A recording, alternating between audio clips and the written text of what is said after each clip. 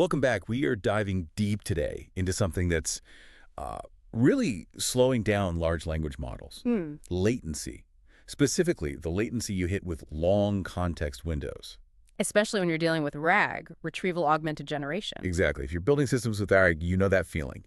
You feed in those retrieve passages, you pack the prompt, and suddenly everything just slows right down. Yeah, the speed tanks, costs go up, scalability kind of evaporates. Well, we've been digging into this really fascinating paper. It proposes a new framework called REFRAG that's representation for RAG. Hmm. And their core claim is pretty bold. They're talking about a 30-fold speed up in generating that first token, and crucially, without losing accuracy. 30 times. Okay, that's significant. Right. So our mission today is to unpack how they pull off this, efficiency magic, and does this actually change the game for ARC systems going forward? Yeah, this is such a critical topic for, well, the whole field, really. LLMs fundamentally rely on context to work well. That's why our RAG is powerful, why multi-turn chat works, why agents can do complex things. It's all about the context. It is. But the way we give them that context, just making the prompt longer and longer, that's the Achilles heel. So that leads right to the pain point, right? When you feel if you're running these models. Absolutely. Processing these long contexts, it creates serious system latency. And it needs a ton of memory, specifically for that key value cache, the KV cache. Okay, let's pause on that KV cache for a moment, because that's the physics problem underneath all this, isn't it? Why does latency blow up quadratically with prompt length, not just linearly? That's a great point. It boils down to the self-attention mechanism inside the transformer. Right. So every single new token the model wants to generate, it has to attend to basically figure out its relationship with every single previous token. Everything in the input prompt plus everything it's already generated. Every token looking back at every other token. Exactly. And the results of those past calculations, the keys and values, they get stored in that KV cache. The cache itself grows linearly, which is, manageable. But the compute cost for the attention calculation itself, that grows quadratically. You're doing n squared comparisons where n is your context length. N squared.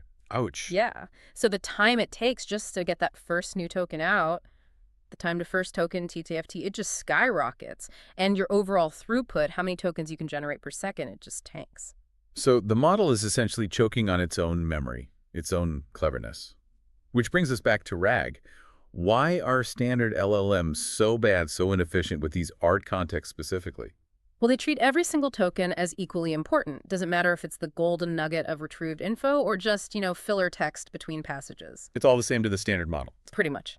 Current methods just miss the unique structure of ARA contests. It's not like reading one long, coherent book. Right, it's messy. It's messy. It's bits and pieces, concatenated passages, retrieved from who knows where, different sources, different relevance levels. And that structure, or lack thereof, creates inefficiency.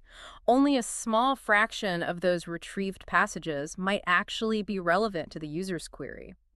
And the chunks themselves. They often don't have much semantic similarity to each other, especially if you've done some aggressive re-ranking or deduplication in your retrieval pipeline. Which leads to what the paper calls block diagonal attention patterns. Yeah. What does that actually look like? Is the model just spinning its wheels? That's a perfect way to put it. Imagine your prompt has, say, 5 different documents stitched together. Document A, B, C, D, E. Okay.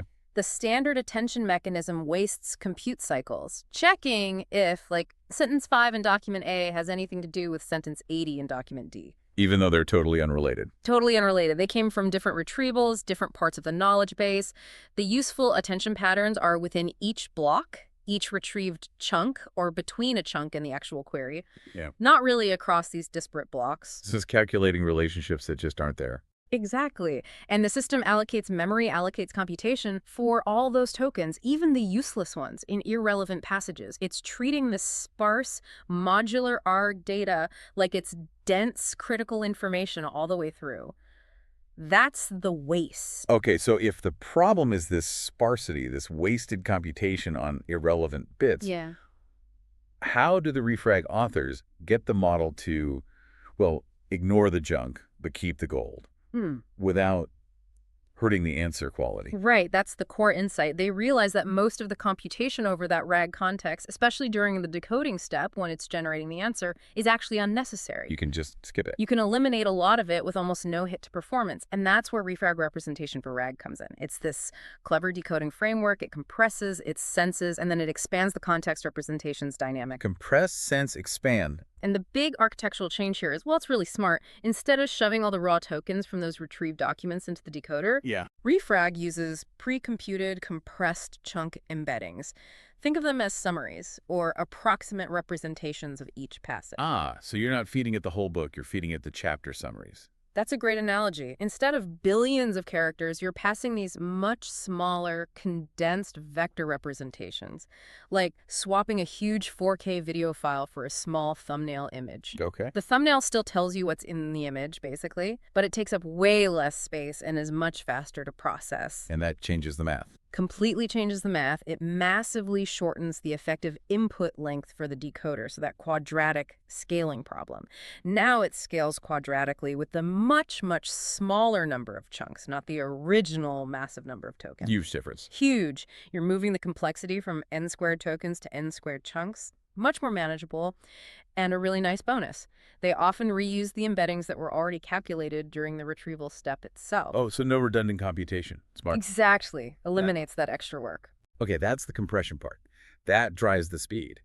But what about sensing and expansion? Because if you compress everything too much, you lose the fine details needed for a good answer. Absolutely. You can't just blindly compress everything. So how does it know what to keep compressed, like a thumbnail, and what needs to be, blown up back into the full resolution tokens? That decision. That's handled by a lightweight reinforcement learning policy, an RL agent. Ah, okay. RL comes into play. Yeah. This little policy learns to selectively figure out which chunks are critical and need to stay as full token input, that's the expansion, and which ones can safely remain as those low-cost compressed embeddings. So it's making dynamic choices on the fly. Exactly. And they trained this policy quite effectively. They used a couple of key techniques. One is a reconstruction task. Reconstruction task. Yeah, basically teaching a lightweight encoder, something like Roberta, to create compressed representations that the main decoder, say Llama, can understand and use to reconstruct the original meaning, or more importantly, generate the right answer. So aligning the compressor and the main model. Precisely. And the RL policy gets rewarded when it picks the right chunks to keep detailed, leading to a correct final answer while using the fewest expensive tokens possible. They also use curriculum learning. Curriculum learning, like starting easy and getting harder. You got it. Incrementally increasing the difficulty of the tasks during training. This was apparently crucial for teaching the system to handle the diverse kinds of information packed into those compressed chunk representations. So it's not just a fixed compression ratio, it's this adaptive system. It can kind of compress anywhere, but still keep the core autoregressive process intact, selectively pruning the context based on learned importance. Very cool. It's quite elegant. All right, let's get to the payoff. We started with that headache of latency. What kind of results did they actually see when they put this REFRAG system to work? The numbers are pretty staggering, honestly, especially for that time to first token, the TTFT, with a compression rate they call K32, meaning pretty significant compression. REFRAG achieved a 30.85 times acceleration in TTFT compared to the standard Llama baseline. 30.85 times faster. Wow. That's the difference between a chatbot feeling sluggish and feeling instantaneous. It really is. And this isn't just a small step forward either. It's 3.75 times better than the previous state-of-the-art in-context compression, a method called CEPE. So a significant leap over prior work, too. Yeah. And beyond just speed, the framework allowed the LMOs to effectively extend their context window capacity by 16 times. 16 times more context potential. But, okay, the critical question. Speed is great, but did they trade away accuracy? Did the answers get worse? What happened in actual RAG tasks? That's always the worry, isn't it? But no, the results show they didn't sacrifice accuracy. In fact, REFRAG consistently outperformed the standard Llama models. Outperformed, even while being faster. Yes. Even when REFRAG was processing more context passages via compression, for instance, on multi-choice question answering tasks, REFRAG models, even with high compression like 16x or 32x. Right. They beat a fine-tuned Llama model, even though REFRAG was feeding 2 times or even 4 times fewer actual tokens into the decoder. Wow. So they got better answers with less compute. Fundamentally more efficient. More knowledge bang for your computational buck, basically. That really is the win, isn't it? Yes. Getting more Yeah. knowledge into the model for the same cost, or even less. Exactly. And look at it another way. If you set an equivalent latency budget, say, you only give the baseline llama enough time to process one retrieved passage, but you let REFRAG process 8 compressed passages in that same time. Yep. REFRAG still delivered a 1.22% average improvement across various RAG tasks. So same speed, but much richer context, leading to better answers. That's compelling. What about multi-turn conversations? That's where context length really strikes you, right? Models just forget the beginning of the chat. Oh, absolutely. And that's another area where REFRAG showed significant benefits. It substantially outperformed the fine-tuned llama. On the big difference there. Well, the standard llama model, with its typical 4K token context limit, was just too small. For longer conversations, it was forced to simply chop off, to truncate, the beginning of the chat history. So it literally couldn't remember what you discussed 5 minutes ago. Exactly. It loses crucial information needed to understand the flow and answer later questions coherently. REFRAG, with its compression, avoids this truncation. It can hold on to that historical context in its compressed form. Preserving the thread of the conversation. Makes sense. It keeps that essential information available. And you mentioned the RL policy earlier, the intelligence deciding what to compress. Did that make a real difference compared to just, say, randomly compressing chunks? Oh, definitely. The results were very clear on this.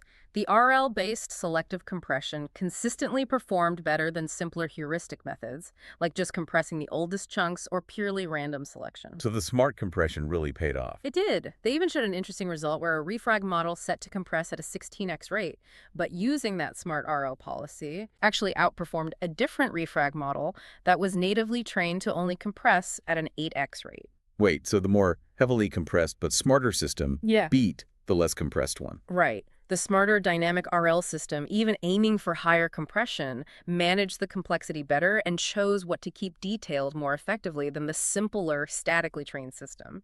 Shows that how you compress matters a lot. Okay, let's wrap this up. What's the big takeaway here for you, the listener? Well, I think REFRAG offers pretty compelling proof that just treating RAG context like any other long sequence is fundamentally a mistake. It's architecturally inefficient. It's a different kind of data. It's a different kind of data. It has structure, it has sparsity. And by building methods like REFRAG that actually recognize and exploit that sparsity, well, you can unlock massive efficiency gains, like that 30.85x speed up. Yeah.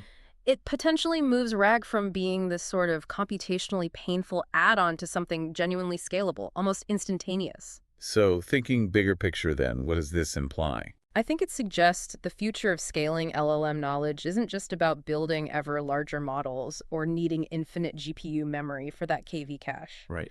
Instead, it points towards developing more specialized dynamic systems. You could call them smart memory systems. Systems that figure out in real time what knowledge is absolutely critical right now and what can be safely summarized or compressed into a cheaper representation like these chunk embeddings. Changing how we represent the context changes the whole game. It fundamentally changes the physics of inference. It turns that nasty quadratic scaling problem into something potentially much more linear, based on the number of truly important knowledge chunks. It's about being smarter with the context, not just bigger.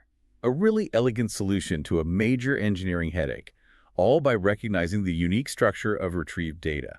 Hopefully you feel better equipped now to think about context compression and why not all long contexts are the same. Definitely food for thought. Thanks for diving deep with us today.